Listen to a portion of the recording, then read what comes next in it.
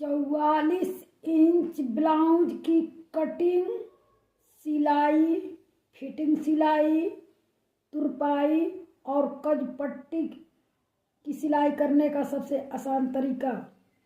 44 inch blouse की cutting, सिलाई, fitting सिलाई, तुरपाई और कज पट्टी बटन पट्टी की सिलाई करने का सबसे आसान तरीका।